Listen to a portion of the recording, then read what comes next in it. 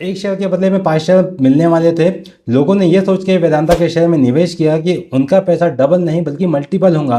और अगर यही सोच के आपने पैसा लगाया है तो यह खबर आपके लिए जानना बेहद इंपॉर्टेंट है, क्योंकि यहाँ पे वेदांता ने कर दिया है एक ट्विस्ट। और वो ट्विस्ट क्या है उसको समझेंगे हम आज के इस वीडियो में।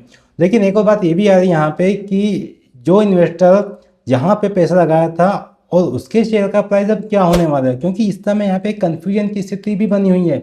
एक तरफ तो मार्केट के अंदर लगातार गिरावट देखने को मिल रही है। जो निफ्टी 26,300 पे था वो 22,300 के नीचे भी पहुंच चुका है। लेकिन यहाँ पे वेदांता के शेयर के अंदर अभी गिरावट नहीं हुई है और उसके पीछे ये बड़ी खबर आई है। और गिरावट क्यों नहीं हुई है उसके पीछे भी यहाँ पे 3 कारण है। पहला कारण तो ये है कि इस समय इसका जो डीमर्जर होने वाला था वो डिले कर दिया है। दूसरा कारण ये है कि इसका जो डिविडेंड है वो इस समय आता हुआ दिखाई दिया है। और तीसरा एक और बड़ा कारण है कि इसका क्वार्टरली रिजल्ट अभी आने वाला है, जिसके कारण वेदांता के शेयर के अंदर अभी गिरावट नहीं हुई है, यानी कि वेदांता का शेयर यहाँ पे स्थिर देखने को मिल रहा है। तो यहाँ पे असली सवाल ये आता है कि वेदांता में जिस इन्वेस्टर ने यहाँ पे पैसा लगाया था, क्या उनका पैसा यहाँ पे बनेगा या उनका लगाया हुआ पैसा यहाँ पे फंस जाएगा। और आज मैं आपको ये पूरा सच बताने वाला हूँ, तो आप इस वीडियो में आप अंत तक के बने रहिए ताकि आपको यहाँ पे हर डेटा पूरी क्लियरिटी के साथ। तो दोस्तों मैं हूँ विवेक मालविया और आप देख रहे हैं स्टॉक बिज। बातों को बहुत ही आसान भाषा में समझते हैं ताकि आपको यहाँ पे हर एक पॉइंट क्लियर हो सके।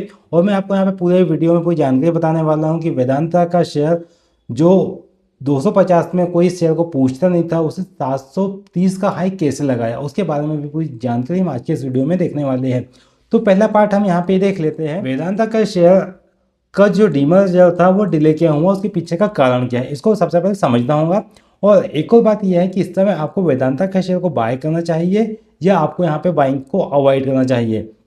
दोस्तों सबसे पहले हम देख लेते हैं कि जिन लोगों ने एक उम्मीद पे पैसा लगाया था कि हमारा पैसा यहाँ पे डबल नहीं बल्कि मल्टीपल हो जाएगा, वो उस मल्टीपल भी इसलिए होगा कि उन्होंने ये देखा कि वेदांता वैल्यू अनलॉकिंग करने वाली है। मतलब कि जिस कंपनी के अंदर अलग अलग कंपनियों से बिजनेस आता है, अब मैं बता दूं कि वेदांता के अंदर 5 अलग अलग यूनिट्स है और उनका जो प्रॉफिट्स आता है वो सारा प्रॉफिट मिला के वेदांता को देखने में आता है। अब कुछ लोगों ने ये सोच के पैसा यहाँ पे लगाया कि जब इसके अंदर वैल्यू अनलॉकिंग होगी, यानी कि वेदांता के एक शेयर से 5 अलग अलग कंपनी के शेयर मिलेंगे, तो उन शेयर के अंदर अलग अलग कंपनियों का अलग अलग प्रॉफिट होगा। जो कंपनी प्रॉफिट मेकिंग है उस कंपनी के शेयर को शेयर होल्डर होल्ड करके रखेंगे, और जो कंपनी के शेयर के अंदर प्रॉफिट नहीं हो रहा है, मतलब कि लॉस हो रहा है, तो उन कंपनी के शेयर को वो बेच के निकल जाएंगे। ये सोच के भी कुछ लोगों ने वेदांता के शेयर में निवेश किया। अब लेकिन एक बात ये भी आ गई कि जो डीमर्जर के लिए जो डेट अनाउंसमेंट की गई थी, अब वो डीमर्जर की जो डेडलाइन की नई डेट है वो आगे बढ़ गई है। मतलब कि अब यहाँ पे जो डेट निकल के आई है सामने वो 30 जून के आसपास की निकल के आई है। मतलब कि अभी यहाँ पे जो डेट आई है वो 30 जून 2026 की है। अब इसका पीछे का कारण क्या है, कारण भी आप समझिए कि आखिरकार ये डीमर्जर डिले क्यों हुआ। तो यहाँ पे गवर्नमेंट अप्रूवल की बात सामने आई है कि गवर्नमेंट ने जो अप्रूवल की बात रही थी वो थोड़ा डिले कर दिया है। मतलब कि अभी इसका जो अप्रूवल है वो थोड़ा पेंडिंग है। मतलब क्या हुआ कि शॉर्ट टर्म में अब इस कंपनी के इस स्टॉक के अंदर अनिश्चितताएं देखने को मिल सकती है। मार्केट अभी इस समय कन्फ्यूज़न क्रिएट कर रहा है, और ऐसे में जब मार्केट कंफ्यूज होता है तो अब यहाँ पे वॉलेटिलिटी बढ़ जाती है। आप शॉर्ट टर्म के अगर आप निवेशक हो, अगर आपने शॉर्ट टर्म के लिए यहाँ पे पैसा लगाया हुआ है, तो आपके लिए यहाँ पे थोड़ा रिस्की फेस हो सकता है। आपको थोड़ा यहाँ पे संभल के काम करना चाहिए। अब दूसरी बात ये आती है कि डीमर्जर का पूरा गेम प्लान क्या था। वेदांता क्या करने वाला था कि अपने बिजनेस को वो अलग अलग 5 कंपनियों में डिवाइड करने वाला था। पहले तो जैसे कि मैंने आपको पहले बताया कि वेदांता का जो बिजनेस आता है वो 5 अलग अलग कंपनियों से मिलकर एक कंपनी में आता है और उसका प्रॉफिट वेदांता के ऊपर देखने को मिलता है। तो ऐसे में वेदांता 5 अलग अलग कंपनियों में अपने बिजनेस को मर्ज का अलग अलग डीमर्ज करने वाला था, यानी कि डिवाइड करने वाला था। ऐसे में Vedanta aluminium, Vedanta power, Vedanta energy, Vedanta steel और बेस मेटल। बेस मेटल मतलब वेदांता खुद का ही एक शेयर अलग रखेगा। तो ऐसी 5 अलग अलग कंपनियों में वेदांता का बिजनेस जो था वो डिस्ट्रीब्यूट होने वाला था। अब सबसे बड़ा पॉइंट ये था कि एक शेयर के बदले में यहाँ पे 5 अलग कंपनी के शेयर मिलने वाले थे। ऐसे में निवेशक यहाँ पे खुश थे। अगर जिनके पास में एक शेयर था उनको 5 शेयर मिलने वाले थे, और कुछ जिनके पास में 100 थे उनको 500 शेयर, जिसके पास 1000 शेयर थे उनको 5000 शेयर मिलने वाले थे। अब ऐसे में यहाँ पे जो निवेशक थे उनने क्या सोच के लगाया, ये पैसा लगाया था कि अब इस कंपनी के अंदर वैल्यू अनलॉकिंग का फ़ायदा यहाँ देखने को मिलेगा, और इसी कारण जो बड़े इन्वेस्टर थे उनकी नज़रों में वेदांता का स्टॉक था। अब यहाँ पे डिले होने के कारण जो एक्साइटमेंट था वो थोड़ा स्लो हो गया। आपने देखा होगा कि जो एक्साइटमेंट बना होता है कि इस तारीख को, मतलब कि अगर मान लो कि आपने कहीं पे पैसा लगाया है और आपको उम्मीद है कि इस तारीख को आपका पैसा मिलने वाला है, लेकिन आपको पता चले कि भाई अब ये पैसा इस तारीख को ना मिल के आने वाली 1 महीने बाद मिलेगा या 6 महीने बाद मिलेगा, तो जो एक्साइटमेंट था वो एक्साइटमेंट जो है वो ठंडा हो जाता है। वही अब हमें यहाँ पे वेदांता के शेयर में देखने को मिल रहा है। अब एक और बात ये देखने को आती है कि वेदांता का शेयर प्राइस गिर क्यों नहीं रहा है।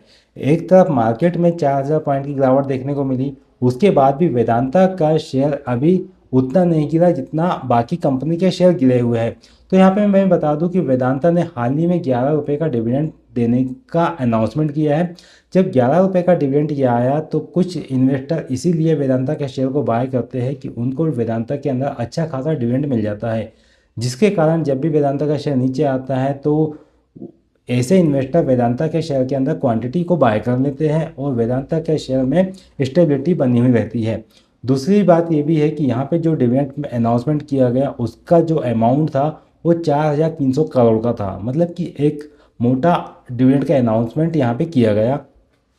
मतलब कंपनी का कैश रिच की बात करते हैं तो कंपनी के अंदर जो कैश है वो अच्छा खासा देखने में आता है, इसलिए जो डिविडेंड इन्वेस्टर है वो इसके अंदर इंटरेस्ट लेते हैं और इसके अंदर यहाँ पे इस पॉइंट पे उसको सपोर्ट भी देते हुए दिखाई देते हैं। अब एक बात ये भी आती है यहाँ पे, सबसे इम्पोर्टेंट है कि रिजल्ट का ट्रिगर इस कंपनी के अंदर आने वाला है। अब एक इम्पॉर्टेंट बात ये है कि कंपनी के अंदर क्वार्टरली रिजल्ट यानी कि Q4 के नंबर इस महीने 30 अप्रैल 2026 को अनाउंसमेंट होते हुए दिखाई दे सकते हैं, और यहीं पे अब इन्वेस्टर का ध्यान इस पॉइंट पे खींचा गया है। अगर यहाँ पे रिजल्ट अच्छा आया रिजल्ट डे पे तो इस स्टॉक के अंदर एक अपसाइड की रैली हमें वापस से देखने में मिल सकती है। मतलब कि अगर रिजल्ट मजबूत आता है तो स्टॉक के प्राइस में हमें तेज़ी देखने को मिल सकती है, लेकिन वहीं पे अगर रिजल्ट वीक आता है, कमज़ोर आता है, तो फिर स्टॉक के प्राइस में हमें प्रॉफिट बुकिंग भी देखने को मिल सकती है और स्टॉक का प्राइस यहाँ से नीचे भी जा सकता है। कहने का मतलब ये है कि अभी यहाँ पे गिरावट इस स्टॉक के अंदर पॉसिबल हो सकती है, लेकिन स्टॉक का रिजल्ट अगर कमज़ोर आता है। अभी यहाँ पे जो डिसीजन है वो क्रूशियल फेज में देखने में आता है, इसे अभी आपको यहाँ पे संभल के काम करना चाहिए। अब एक सीधी और सिंपल बात है कि इसको बाय करना चाहिए या वेट करना चाहिए, तो मैं आपको यहाँ पे मेरा सिंपल सा एनालिसिस बता देता हूँ। अगर आप इस स्टॉक के अंदर लॉन्ग टर्म के निवेशक हो और आप इसके अंदर लंबा जाना चाहते हो, 3 साल या 5 साल का आप इसके अंदर व्यू रखना चाहते हैं, तो यहाँ पे हर गिरावट में आप अपनी थोड़ी थोड़ी क्वांटिटी को एक्यूमुलेट कर सकते हैं। जब स्टॉक आपको 10%, 20%, 30% की गिरावट में मिले तो आप यहाँ पे SIP के माध्यम से यहाँ पे आप इस शेयर को एक्यूमुलेट कर सकते हैं।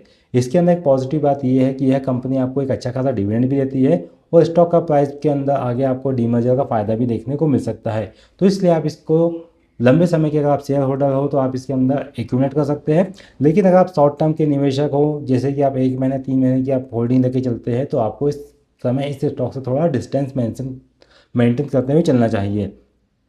अब एक बात मैं आपको बता देता हूँ यहाँ पे कि जो स्टॉक को 260 रुपये के भाव पे कोई नहीं पूछता था, उसी स्टॉक ने यहाँ पे मल्टीपल का रिटर्न कैसे दिया 730 का। तो इसके कुछ इंपॉर्टेंट कारण है। वेदांता कंपनी की एक सब्सिडरी कंपनी है जो है हिंदुस्तान जिंक, और वेदांता कंपनी जैसे आप जानते हो कि इसके अंदर कर्जा है, लॉस में चल रही कंपनी। तो हिंदुस्तान जिंक जो डिविडेंड देता है वो सबसे बड़ा डिविडेंड जो अनाउंसमेंट करता है, तो डिविडेंड का एक मोटा हिस्सा वेदांता के पास में आता है। अब वेदांता के पास में डिविडेंड आता है तो वेदांता उस डिविडेंड में से वो अपने शेयर होल्डर को डिविडेंड दे देता है।